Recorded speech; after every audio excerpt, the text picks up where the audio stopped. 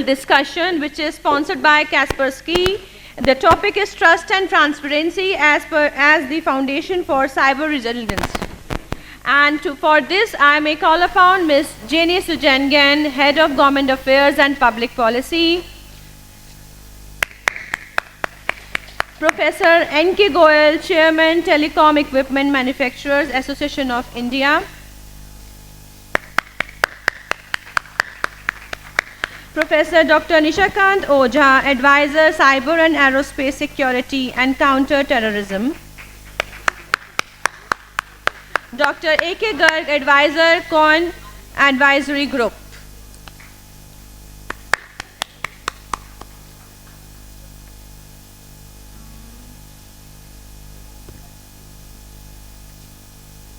And we have moderator Heng. So can we have a big round of applause for the panel discussion sponsored by Kaspersky. Hello and a very good afternoon to all our distinguished guests and esteemed panelists together with me. And very happy to be here at the inaugural version of the Information Technology Confex. My name is Heng and I'm the Government Affairs and Public Policy Manager for Kaspersky. My personal background is in law and in public administration, having spent close to 10 years in the Singapore Public Service.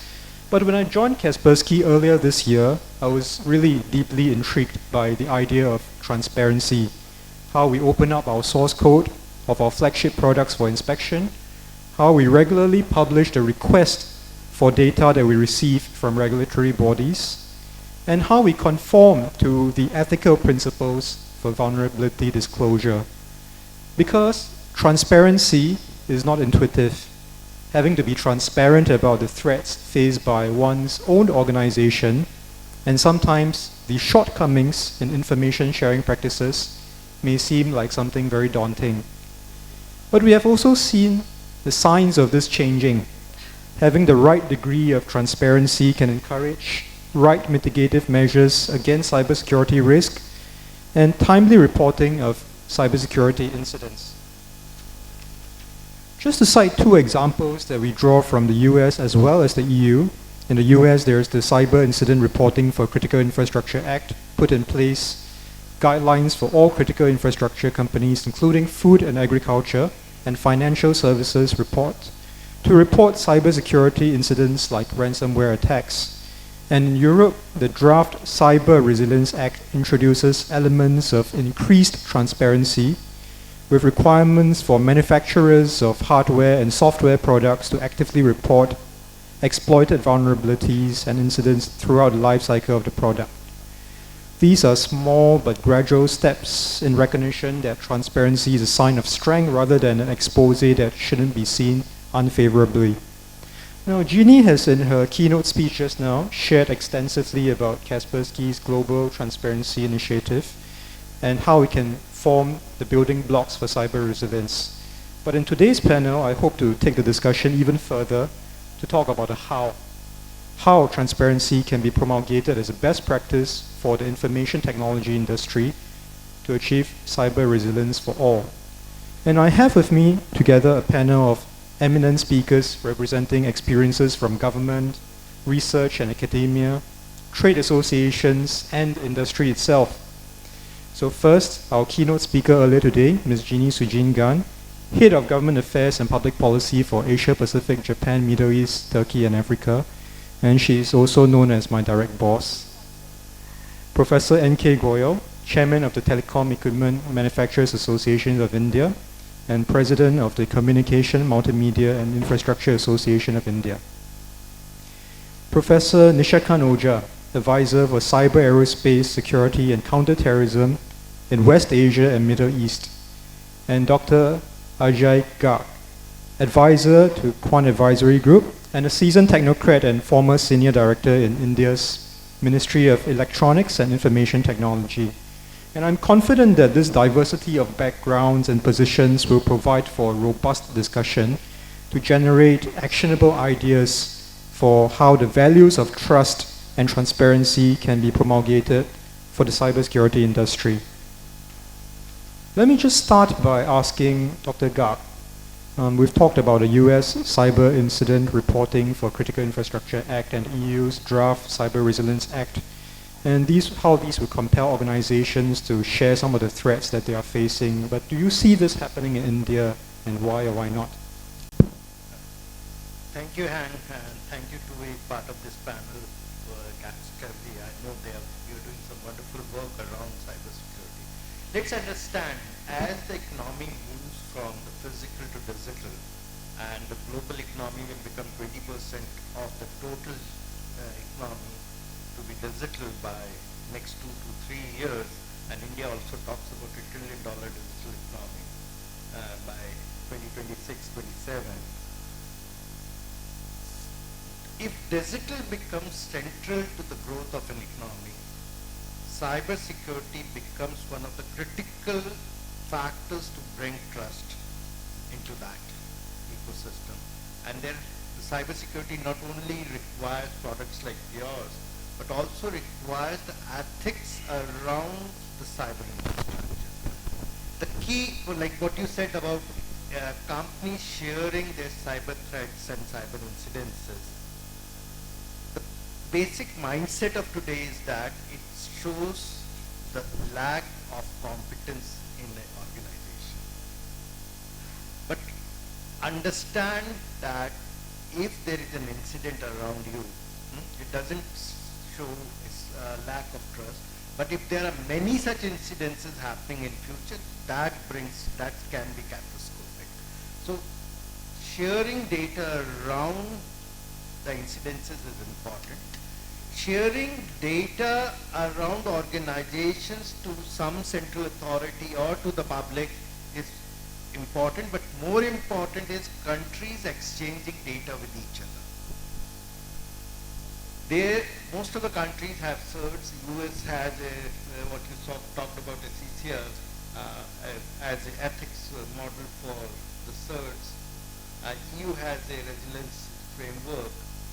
But what is lacking, first is that the cert-to-cert exchange of data is not mandatory among countries. India still have 22 agreements with 22 different certs around the world, and that's the 22 of 180 is a small number. We started off discussion of a mandatory cert-to-cert agreement in the G20 discussions on cybersecurity. But unfortunately, because of the lack of consensus between government, it never happened. Why was there no consensus? If the countries do not have confidence and trust of sharing cyber incidences with each other, organizations are a long way off. It's very important to understand that. Because most of the attacks, cyber attacks, incidences, people being cheated on the cyber world happens from somewhere outside the country rather than within the framework. And Jamtara only happens, is a very small element of what is happening in the cyber world in this country. It happens from many other geographies. So it's very important to understand that to build trust and transparency, sharing your incidences around it. In India, what you said about if you come to the targeted to the India, it's something very important is that we need to have far more larger number of sectoral certs.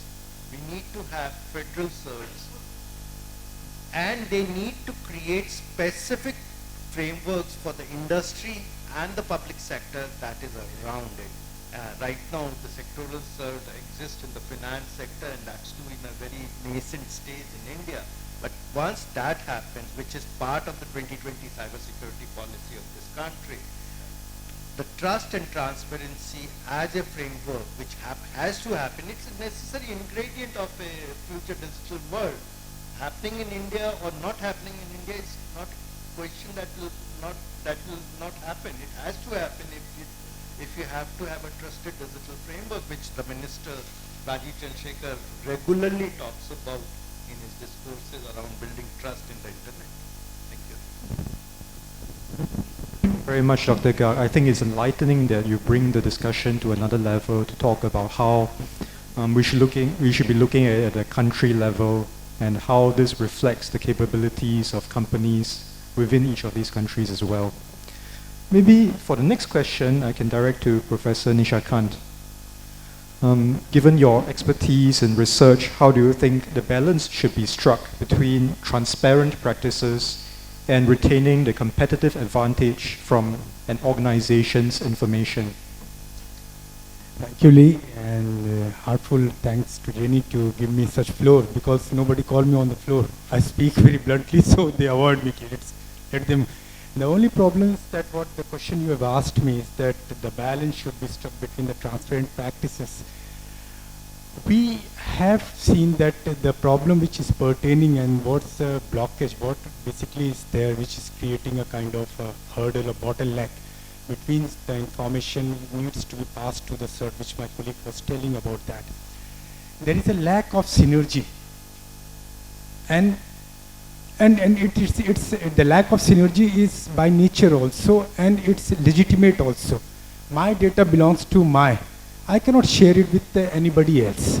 So when we are talking about the CERT US, or when we are talking about the CERT Iraq, or when we are talking about the CERT India, eventually there are the things which needs to be signified. I mean, the data needs to be segregated. Okay, this data is something which needs to be passed from one CERT to the another CERT, and thus these things should be circulated among the entire environment, and how the things will work. We have come across many cases where there are severe CERT about, what should I say, under-reporting of the incident is going on. We had worked closely with CERT-in. We had worked very closely with CERT-fin. Now take an example of CERT-fin. We initiated one drive strategy, and we came across that there were a lot of hue and cry, there were cyber attacks and everything. And when we studied, we found that major attacks was done from the cooperative banks, which was a focused area. We studied everything, and there were 90,600 cooperative banks which were popping on the soil of the India. Nobody bothered about that. 1,403 urban cooperative banks. Nobody thought about that. And in the post-COVID, the entire money trafficking, money laundering and everything was done from that cooperative banks. You see, when we are talking about the nationalized bank, they have got the dedicated SOCs. They have got the NOCs. But we are talking about the cooperative. So hackers, as a point of hackers, I would always like to target to the most vulnerable platform where I can pitch and from where I can take it for. Now, when we are talking about this, about the Kaspersky, when we interacted with the Kaspersky, and I thought, and this initiative, the idea which the global transparency in GTI, it was a brainchild, and we discussed. See, what happens is that we cannot blame the government. We cannot blame anybody that you are not safeguarding us. It's your thing. You have to safeguard yourself. And no, in the entire world, there is not such kind of a solution which says, okay, you implement and you are protected. Everything is protected, nothing is protected. It's only how you read the data, how you take the data. Now, we are talking about AI. What will AI do? What will the quantum do? What will the other IoT do? Whatever these things will do. If you are not able to understand the data doesn't tell ki I am a good data or bad data. You read me and then you know. They come as a vulnerable. Like in just around last week, we have studied there were around 4,700 attacks in one day. 75% attacks is increasingly day by day. So we are not talking, we are talking about only about the products and solutions is the secondary things. It's the first thing we have to create a kind of an ecosystem, a framework.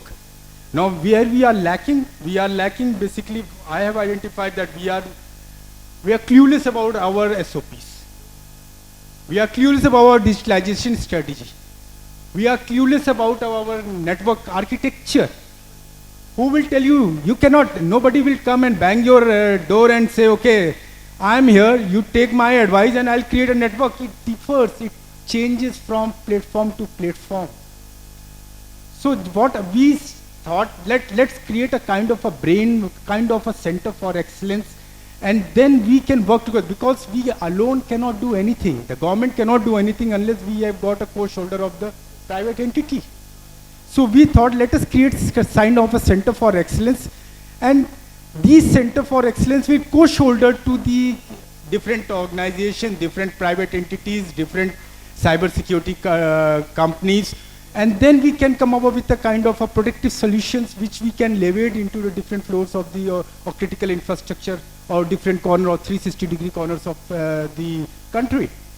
So there we started, and we thought we will study, we will take the problem statement from the government. Now let us take an example of the tri-services. We are talking about the IDS only. We were working closely because the problem statements we need to understand. Only then the Kaspersky will be able to give me a designed solution for that. So that thing needs to become, and they cannot be given like that because they are foreign entity. So there is a lack of a trust and which is going on.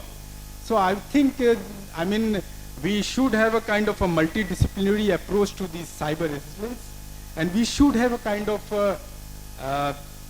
what should I say, a clear SOPs and a digitalization strategy. Policy. As of India, I am telling you, we have been working for a long time. Are there any laws? Still not law. We are still rooting and belling the bell of that cyber security policy and these kind of things. So we need to work on those things. It was just an astonishing moment for me when we gave some kind of a data to one of the prestigious organizations, and the data was not reported. Why? The data, if reported, then everybody becomes accountable, then everybody has to work. So this cannot be generated, this cannot be taught by Kaspersky, this cannot be taught by the government, this cannot be taught by any of the organizations. It has to come from inside. So when we need to understand what I'm there, I can create a SOC, beautiful SOC, smart SOC, which can read the data, which can tell the data which is bad and which can block the data. But when the data where from it is originating are not coming in a proper shape, how the hell they will be able to do? I was discussing with ChatGPT.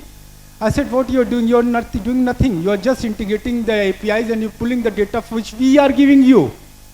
And you are just consolidating and presenting the data in a beautiful form in front of me. I don't need those things. We need a hardcore. We need a solution which can basically work inside the veins of the entire cyber security framework which is flowing within the organization. 2022, I'm talking the first quarter, there was 7,360 attacks which was mainly done on the education and the research organization. Any reporting? Nothing. So how you can tell these things? I'm thankful that you organize this platform where these government entity, the stakeholders, the association needs to work together. And unless this Center for Excellence and GTI is established, nothing can be. No, Jesus Christ, nobody will be able to help you. Because we are just keeping everything within ourselves, we don't want to share. Oh, my data. Intelligence Bureau says, my data, I cannot give. National Security will. Oh, Baba, this is in my hand, na? How much data needs to be given? It is, I can tune, I can curtain, I can put the curtain, I can put the mask. But if you stop and sitting on like a duck, everything, no, we will do. I don't think so. I'm so sorry I took the liberty, but overly, I'm so. No, it was excellent sharing. In fact, there were so many excellent points shared that I distilled a few of them, which are directly relevant to whatever I was going to ask Prof. Goyal next. I think I caught the point about the importance of synergy between public and private sector. The importance of defining the problem that we are facing, because many of us are not clear about the problems that we are facing. And of course, the point about the data. One last, before I slip, I'm sorry.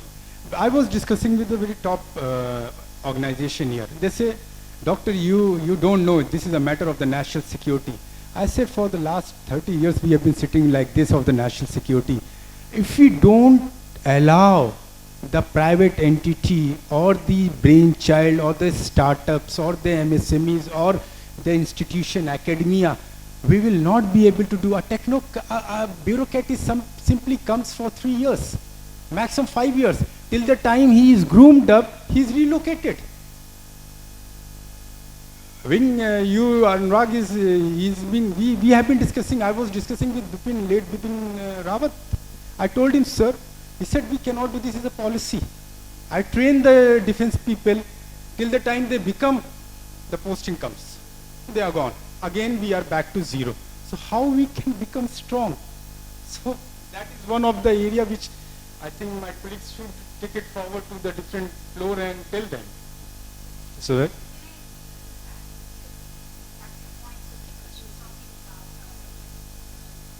sorry, could we take questions later?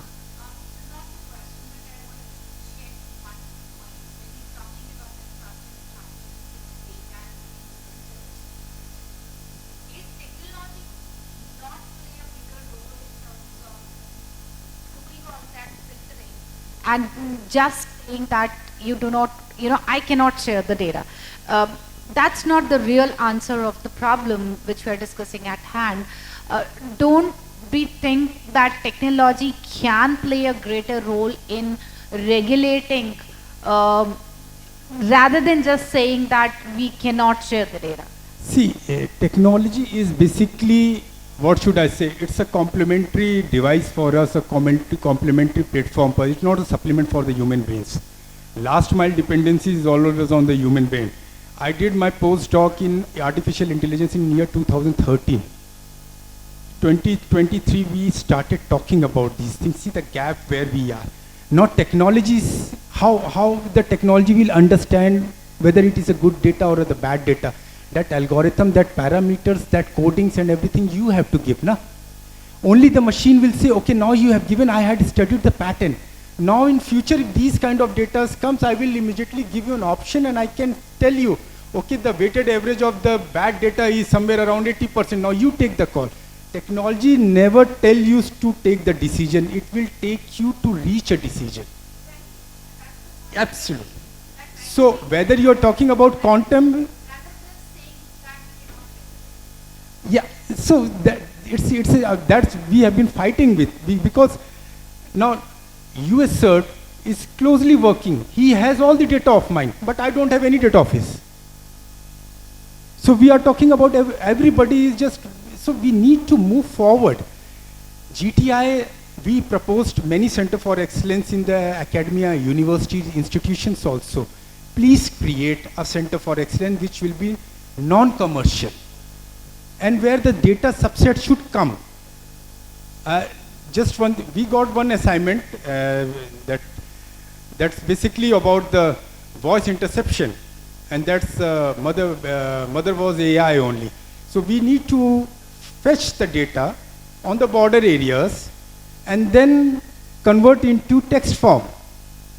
So machine, when we did we created a device and we did the testing, the accuracy level was somewhere around 40%. The defense signal threw it on our face and he said, what this idiotic thinks you about 46%. I said, Baba, tell me one thing, the data set you are not giving. And the data which I have collected from Mr. Google or from Mr. this, uska to yahi result aayega na. What shit can I say? No, this is a classified data. Okay, we are ready to come in your premises and develop. But so that's a bottleneck which is there. Thank you again, Professor Nishakant.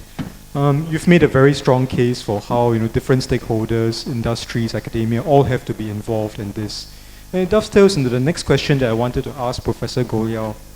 Organizations who are transparent about the vulnerabilities that they face are helping not just themselves, but also everyone else who could be facing the same vulnerabilities.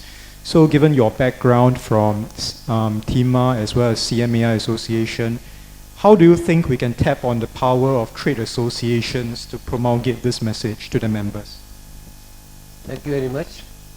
We all are passionate to speak, but I will give to myself 2 minutes and 3 topics. 1, technology digital. Second, standard. Third, people. When we say digital technology and digital economy, we think technology is a savior for everything. As Professor Ojha said, no. Technology developed by somebody sitting somewhere, not considering even for a second about the cyber aspects of the same, leave it to the Kaspersky and Genie like people to solve the problem. So technology developed by somebody and they are solving the cyber problem. Now, the second thing, which started from Garg, technology is advocated world over, but they don't do education for interaction or cooperation. So development and then leave it to countries to fight. If everybody in the world is convinced of cyber security and cyber safety, and nobody is convinced of arrangement between the two countries. With this I leave the digital economic part. Standards part. We all are very fancy to say world standard, global standard. What global standard? Even in the global standard we have separate standards, 3GPP, IEE, IEEE, ISO, etc., etc. So whom to follow? What are we talking? And in the process of harmonizing, we mix everything everywhere in the world. So we face same thing here also. Third comes the PPP part. Everybody spoke, and yes, cyber security is not only for the government. It is as well for hotel management as anything else. Because signal from here can go to government also. There is a national policy, whatever few years back, it speaks of PPP.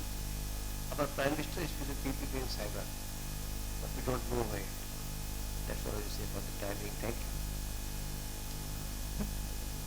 you. Thank you very much, Professor Goyal. It's a very free-flowing conversation, and I'm happy to let this go on for very long, but I'm also mindful of time and the time constraints that we have, so maybe I'll ask two questions to Genie. First, if you have any responses to everything that the panel has just talked about, and secondly, we've talked about how transparency entails this entire paradigm shift from being a sign of weakness to becoming a sign of strength. So maybe could you share more about how Kaspersky perhaps overcame the initial aversion to taking on more transparent practices? Thank you. Thank you for the questions. I can actually combine both into one response. So what particularly stood out for me in the discussions of our very eminent speakers on this panel today, there are 2 points. Number one is on the topic of partnerships. And so when we talk about partnerships, for those who are in the private sector, you're thinking about partnerships with your private partners. For those who are from government, you think about, maybe cooperating within government agencies within your country. But like what Dr. Garg had said, we're looking at G2G partnerships as well. Not just bilateral, but multilateral. And I speak with a lot of passion about this because, well, I have a background from the United Nations, and I completely understand how it is like working G2G multilateral on a platform where there are 193 member states around the world. And this is very, unfortunately, it's still not very intuitive, which is why there are only maybe a fraction of the certs which are working with one particular cert as opposed to 180 coming together. Now, I think that regional, international cooperation between government to government is extremely important, that information sharing, that transparency practices. Second level of partnership, or rather the second dimension of this partnership would be related to what Dr. Ojha was mentioning, which is public-private partnerships. Yeah, so it is a vertical partnership, if you like it. The G2G is a horizontal one. And I'm talking about not just Kaspersky, but basically players in the private sector stepping forward to make themselves available for partnership, contributing their expertise. Because coming from government myself, I must admit that in many governments, we still do not have the technical expertise in dealing with very specific technical problems, which are constantly evolving. And oftentimes, well, I have a background in law and public policy. I'm a lawyer. And I can also say that, when it comes to the design of laws and policies and frameworks for any country, it is always playing catch-up. And when we're talking about technology, I would tell you that the law is constantly playing catch-up to technology. Today, Kaspersky discovers, just make a guess, how many new malwares our researchers find every day? How many? 1,000? In thousands? Any more? Higher. 420,000 new malicious files found every day. So if we're on this panel for an hour, 18,000, thereabouts, every hour that we discover as just a single company in the entire universe. So you can imagine that the threats that we're facing is constantly evolving, and we're always playing catch up.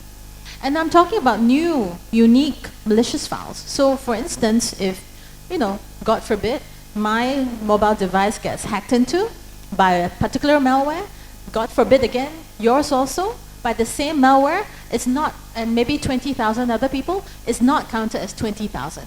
It is just counted as one. So you can multiply 420,000 new malicious files that we uncover every day, multiply by the number of users is a crazy astounding. So the importance of partnership is important because a lot of the expertise and the know-how, especially on the technical front, still resides with the private sector. And I've seen things from both sides, public sector and private sector. Public sector for a longer time, of course. So I think I have some moral authority to comment about that. And the second point, of course, is what Professor Goyal was mentioning, about the standardization, the harmonization of laws and standards, which honestly, and because this is part of my job in monitoring the public policies, developments, regulatory policies that are evolving around the world. Unfortunately, in the era of technology and cybersecurity frameworks, there is still no standardization and harmonization to speak of. So it is something that world leaders around at global meetings and summits are starting to pay attention and to speak about, because essentially it brings out the point that everyone has a role to play while waiting for this harmonization or standardization to take place. Thank you for the thumbs up, which is, I love it, yeah. And which is why there is this need for us as individual players, companies, organizations, entities, associations, academia, NGOs, to play our part in this ecosystem. We don't sit around waiting for a harmonization to take place. It may never happen till Jesus comes again. We don't know, right? And so, yeah, I just, those are my comments. I just want to hand the time back to you. Thank you so much. I just take 30 seconds. Genie said, as a government, we do not know technology. I want to tell you, nobody knows technology except the one who invented it. And it is left to the professors of MIT or Sept or Galgoti or India or US or Germany to teach them. But how they will teach, they don't know. And all these technology inventors, they will never share the details. Thank you. Thank you so much. Since we're on the topic of regulation, standardization, quick question for Dr. Garg. Do you think there is any magic ingredient in terms of where regulatory affairs is concerned that can tip over organizations so that they are more willing to volunteer the kind of data that they have rather than being compelled to do so? I don't think there is any magic ingredient. There has to be a law or a regulatory framework that has to come into force because people are always reluctant to share what they have. I've never shared my shirt with you. At least we know that we got part of the magic always ingredient. you need a regulatory framework, and that's the need of the hour. If you have an IPC code for a physical world to be secure, you need to have an IPC code for a cyber secure world for the future. Thank you, Dr. Garg. My next question is to Dr. Nishakant. I know you are an expert in many different fields, including counter-terrorism and aerospace security. It's a very wide diversity of issues. But do you think transparency is applicable to all of these industries, or are there limitations? Maybe for more sensitive industries, how do you think they can go about implementing transparent practices selectively?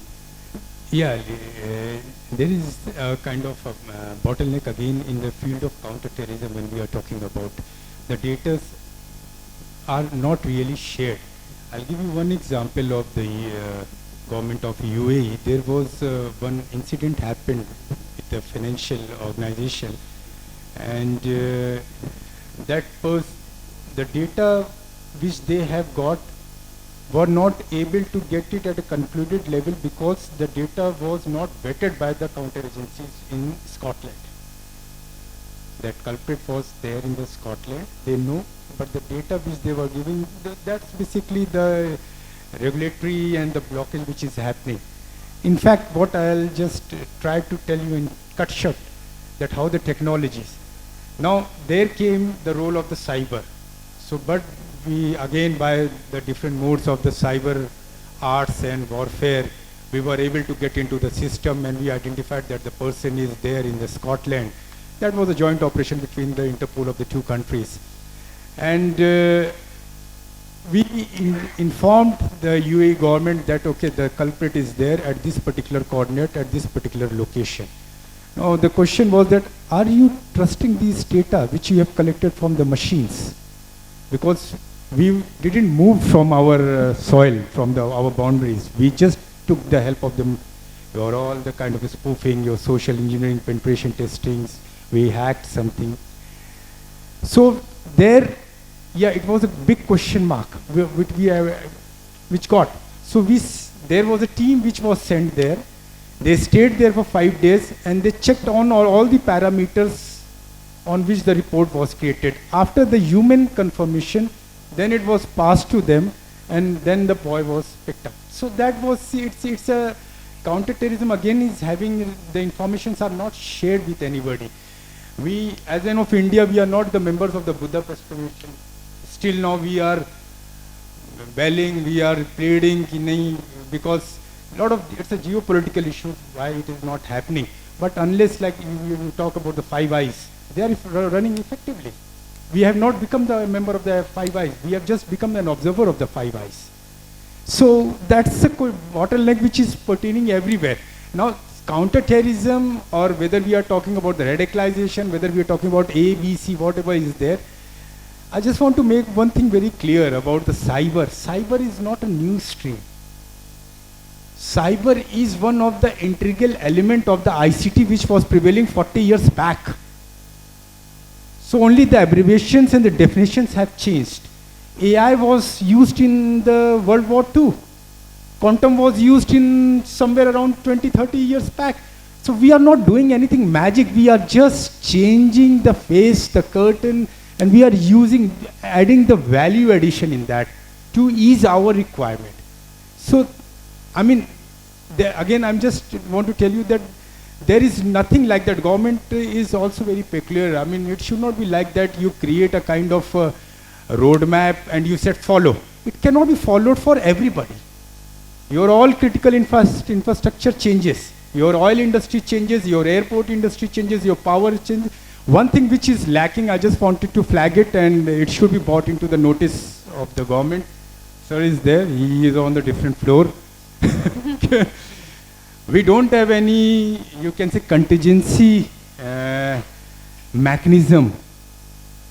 We don't have any kind of standby mechanism. If suppose there is an attack on the SCADA, or if there is an attack of any kind of law and order situation, we don't have any substitute where that entire things can be migrated and it can be substituted.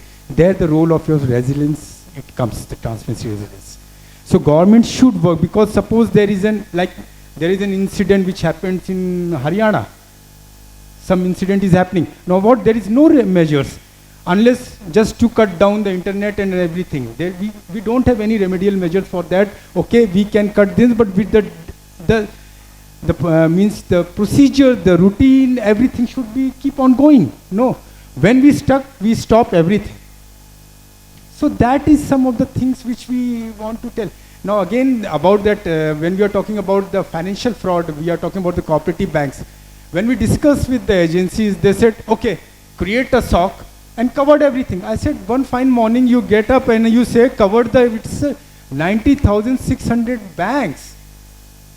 My granddaughter will get married, and here my daughter will get married, then we will be able to do something. It's not like that, we cannot do like that. So, but we have to start our journey from somewhere. So target one sector, like you take one state, create a SOC, again second, third, fourth, And one day you will have a kind of a judgment day when you will cover the entire geographical region under the van, and then you will be covered, you will be the master and custodian of all the data which is coming inside and going outside. What Iran does. If you see the case study of Iran, they have got a dedicated van. If you are in their system, they don't ask your data. They know what you are having till the time you exit. That's the thing. Push and pull. Nothing is bad when we are talking about the national security. But if you keep on writing the letter, please give me the data and this data, it will never happen. For last 20 years I have seen. So you need to come up with a certain kind of a remedial measures, and the things should be brought on the different agencies. Even I'm telling you the critical infrastructure, the airport authority doesn't just give the data to other related organizations. The power sector doesn't give. How much they will get bleeded with the hacks and everything, they will not share with any data. No. Oh, my image will get distorted. Come on. So government needs to come up with certain kind, and that's a thing. So we will be knowing the NetGrid was started in that base only. Once start functioning, obviously the government will say, okay, no, you are not sharing, I will get the data collected from you. So that's something which is there. Otherwise, we are striving hard, we are joining hand with the private entities. That's why we are here, we are watching for you, we are watching the different floor. And we have to move away from these IITs and MITs also. There are a lot of startups also which have got a brainchild, but they are not getting the opportunity. So you need to come and you need to nurture those brainchilds also. Like one last, I think nobody is from the Israel. Israel has 387 Center for Excellence in India. How many we have? That's a question mark. Thank you. Thank you. I know you're standing, time is not, but I will take 20 minutes for 2 points. Cyber was prevalent in the Mahabharata Ramayana days also, when Ravan came as a sadhu and we had a Agni Rekha. Second point, government knows how to save the data and how to create resilience and alternatives. The only problem is the cost goes up. I will tell you separately in one portal, because they wanted to have the safety, security, etc., it went up from 1 crore to 15 crores. Thank you very much, Prof. Goyal. Thank you The so much. countdown timer is blinking at me, so I thought I really want to ask a heartfelt question to Prof. Goyal to end off this whole session. Do you think the traditional model of being guarded against one's practices and vulnerabilities is still going to work? And I ask you this because we know that you are the father of the telecom industry in India, and Absolutely. with rich experience of more than 50 years, you've seen what works, 52 what years. doesn't. I'm not able to get that question properly. Whether the traditional model of being very guarded about data, is it still going to work, or can some people still afford to do it? I will say what has been spoken by Mr. Tim Byrne, who was the inventor of internet. He says, he knows this thing, within few years, whatever you are using to the internet will go away and will come up with something new secure.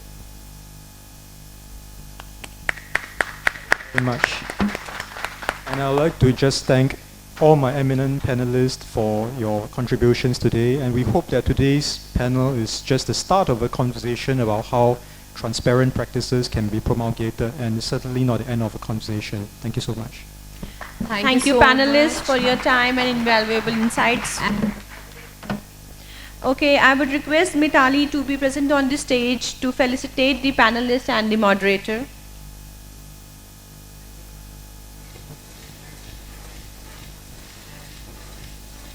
To start with, we have Professor Dr. Nishakant Ojha.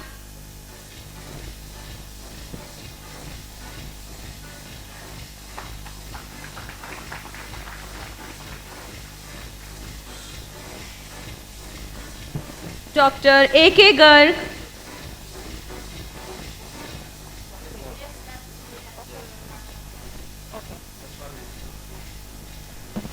Our favorite moderator, Heng.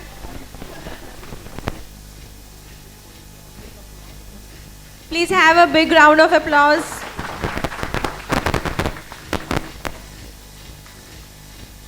And the beauty with the brains, Genie, Sugene, Kaspersky.